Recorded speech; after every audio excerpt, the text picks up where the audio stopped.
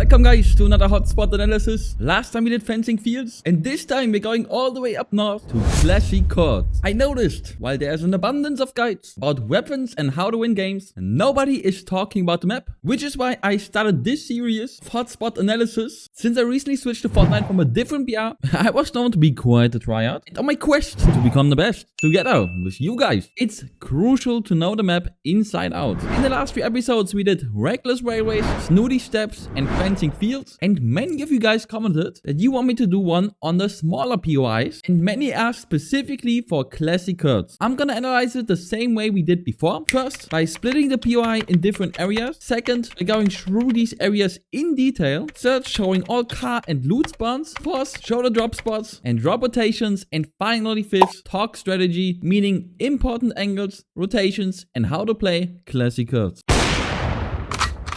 First up, let's split the city into different areas that we will analyze in the next point. As you can see, I zoomed out a little bit further because I want to add the train station to classic courts as well, as it is insanely well connected to the spot, not only because of car spawns, but also with sewers. We'll talk about that in a moment. Next up, we have the parking lot, and then the main part of classic courts, the courts. I hope that's how you pronounce that. Then we got the arena, and finally, the super large clubhouse. This is definitely a smaller POI, and yet we have a lot to talk about, so let's hop right into it. Okay, we are starting with areas, and the first area we will take a look at is the train station. First up, let's take a look at loot. It comes with an average of 9 chest spawns, and it does also have quite a few floor loot spawns. Easily enough to make this a solo and duo drop. I will go more into detail when we talk about drops later. The train station comes with 4 lootable buildings, one tiny one to the left here, then we got a large one, followed by a mid-size, and lastly, you can also loot the bridge building itself.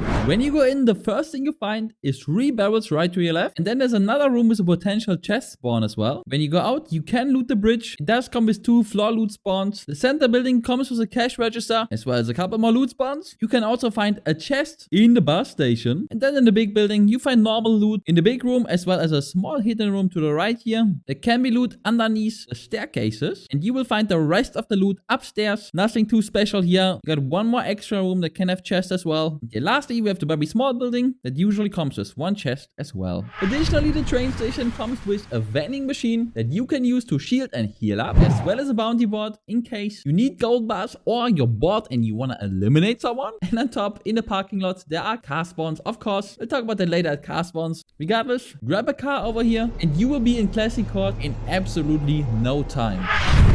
Next up, the parking lot. You can find cars here. Woo! Apart from that, the most useful thing you'll find here is the sewers. And these are actually super good as they lead you straight all the way to the other side into the arena. But before we talk about the arena, we will go over the court. Apart from looking really nice, you will find a lot of loot on these tennis courts. Lots of chest loot, lots of ground loot, and it's all right next to each other. After going over the area, I will show you guys chest and floor loot as well. First up, we have 3 more tennis fields as well in this next court, the blue one. And just like on the other one, there is plenty of loot here, and it's all super fast to find. Then lastly, we have a little 1v1 court over here, right next to the factory building. Also comes with some good loot spawns. And if we get inside the factory building, you will see that on the left side, we have a tennis ball factory, and on the right side, we have a teddy factory. Make sure you check the corners, as this is where the chests spawn in the factory building. And yeah, at the end, we have a little pass all around the courts. That comes with loot spawns as well. And lastly, do not forget to check the hedges, since they will have hidden chests in the corners. When we take a look at chest spawns, we can see how insanely stacked this area is. It comes with an average of 16 chest spawns and plenty of floor loot spawns as well. And the biggest plus is that it's all insanely close next to each other, making looting insanely fast in this area. Next is the arena. You will find loot straight in the center of the arena. It usually comes with 2 chests, that in the middle. Before you go in, you will also have 3 to 4 loot spawns at the entrance inside the hedges. And then we have an arena building underneath the stand right here. And this building is pretty straightforward. Really not much to say here. Just a couple rooms of nice loot loot. A little extra you can also know here is that you can get in on the other side through the windows as well. And lastly, as I said earlier already, we do have sewers here that will teleport you back to the parking lot, which is super useful when it's time to go as soon as the storm is coming. As of course, in the parking lot, you will find cars. Let's talk about loot. Of course, again, you have the 2 instantly available chests in the center, as well as on average 3 more chests to find here. And also, you will find plenty of floor loot in this area. And the last area, before we go into car spawns and drop spots, is the clubhouse. And as you guys can see, this thing is quite large with lots and lots of different entrances at base level and on the first floor. It comes with a bounty board straight in front. And yeah, this thing, honestly, it is pretty damn large. So what I'm gonna do is I'm gonna fly into the first door and explain in game. Okay, I will show you guys the floor level first before going up the stairs to show you guys the high ground too. You will notice pretty quickly that this building has a lot of rooms, most of them being pretty small, like the toilet area right here, but they often do have chests in them. In the main lobby, you will find plenty of loot as well. You have to be careful not to get shot from above right here, but I'll show you that as soon as you show was? TSK moment. As soon as I show you the second floor. Oh my god. And yeah, there's also plenty of ways out. If you check it out, this room all the way in the back, you will find 2 barrels as well as a way to the high ground over the stairs, as well as another way out. But first, let me show you the rest of the first floor. We have this other lobby where you can also get shot in the head, and 2 more bonus rooms that also come with bonus loot. And of course, you'll find more ways out. Let's go all the way back and go to the high ground from the first stairs at the same side we came in. Okay, first door, you will actually get outside on a balcony where you find cooler boxes. Or 1 cooler box here and 1 on the other one. But first, there's another room and a door that leads to the other part of the second floor. And as you can see here, you can easily shoot down on anybody looting down below. This is the angle you have to look out for here. And of course, on the other side, if you're on a high ground, abuse this angle. Next, we got another balcony with yet another cooler box. Great way to heal and shield up early game. If you go through the door, we have the same situation. Insane angle on anybody looting downstairs. You can also shoot people coming up the stairs from here. And lastly, if we go through this door, we have the second pair of stairs, as well as another room or a balcony to loot right here, and an easy way to the high ground as well, meaning on top of the roof here,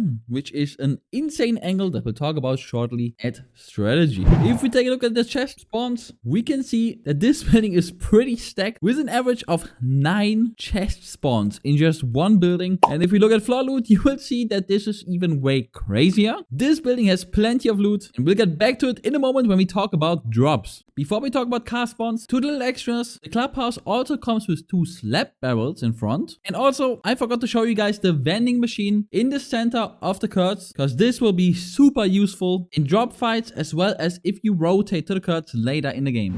Car spawns are incredibly straightforward here. You can find cars in the parking lot, in classic curts, as well as in the parking lot at the train station. That's it. Okay, finally, drops. Not the final point of the video actually, but my favorite. For this one, we go back to the map. And first up, we'll get rid of everything we drew before. And of course, on paper, you can drop anywhere. But I'm gonna split the area into slow drops, medium drops, and hot drops. Before talking about which spots are good for solos, duos, and squads. And actually, what we're gonna do is we're gonna switch to the loot map. Let's begin with our only slow drop on the southwest, being the train station. Normally, you will drop here all alone, as most people will go straight to the court. If you want a slow start, this is the place to go. Medium drops, we have the 1v1 court up here, as well as the teddy/ball factory right next to it. And every single other drop will be a hot drop. The courts themselves, super hot, as well as the arena right next to it. And of course, the clubhouse. Interestingly, every single drop still works for duos as well. Whereas on all other parts of the map so far, we already had to cross DOIs off the list. However, for squads, I can no longer recommend going to the train. TSK moment 2. I can no longer recommend dropping to the train station, the 1v1 court, and the teddy factory, as well as the arena, since there's simply not enough loot, leaving us only with 2 spots, the clubhouse and the courts themselves. And trust me, this area will be insanely hot as long as there is multiple squads here. And now at the final and probably most important point, strategy. I'll talk about drops one more time quickly, more specifically drop rotations, important angles, how to play classic curts, and also one if you guys had the idea in my last video to talk about rotations after you are done with your drop on classic curts. My favorite drop is the train station, as it is the only slow drop that usually guarantees me getting at least a couple loot spawns and a decent kit before I push the enemies. For that, I either take a car or just walk over the pass straight to the parking lot. Once I arrive at the parking lot, there's different options. If I feel like nobody went to the clubhouse yet, I will go to the right into the clubhouse. But if I feel like this area is too hot, usually the small court over here and the teddy/ball factory gets looted last by people that drop here. And once I'm done looting that, I will push whoever's still standing. And very practically, if I'm not full shield yet, we got the vending machine exactly on our pass as well. My other favorite drop is this corner of the clubhouse, as this lets me start on the high ground in the clubhouse. And as I showed you guys earlier, you actually get some super nasty angles inside and outside the clubhouse if you are on the high ground here. Plus, you also have guaranteed cooler boxes, guaranteeing you some shield usually. After I'm done doing that, I push whoever is still standing here. However, I'll be cautious if I know there's more than one enemy. And lastly, if it's just me and one enemy, I will drop in the arena, as this will give me 2 chests right away, usually guaranteeing a head start. The best angle in all of classic cards is the backside of the clubhouse. As you can see, you can look pretty far from up here and nobody has a high ground on you, which is super important. So if you get a sniper rifle early game, this is the place you want to be. There's one more decent sniper spot, and that is on the factory building all the way in the back. Again, take the backside and you will have decent sights. However, guys, the main gameplay feature of classic cards is that you have walls everywhere, breaking line of sight and also catching bullets. Plus, of course, you also have the clubhouse itself, meaning this POI is all about close range fights. Shotguns, SMGs and striker rifles are your go-to weapons to play here. After you're done looting classic cards, you will take a car on one of the 2 parking lots and then make your way to Lavish Lair, either through the front or straight to the vault. The other best option is go straight south to Reckless Railways. Again, at this point of the game, you really need a vault. There's one more option if the zone lets it happen, and that is to go Grand Glacier to the east, also straight to the vault. But the 2 main places you're looking at are Lavish Lair and Reckless Railway. Okay, this was a lot of work, but this series just feels super satisfying to make, to really go deep into these spots. And if you appreciate the efforts I put into this video, enjoyed watching it, or best case, want to see my future guides on everything Fortnite, like and subscribe. I'm still a very small channel, and it is honestly my dream to change that, which is why I try my absolute hardest to make the best possible content, and I hope it shows at least a little bit. Okay, let me know, guys, what spot should I analyze next? It was refreshing to do a smaller spot after the last 2 that we made, but I've seen a lot of people comment Lavish Lair, but let me know. I'll do whatever has the most votes in the comments, so literally just write down the spot you want me to go to. Also, if there's anything else you want me to analyze in these hotspot videos, also write it down in the comments. Thanks for watching. I'll see you guys in the next video.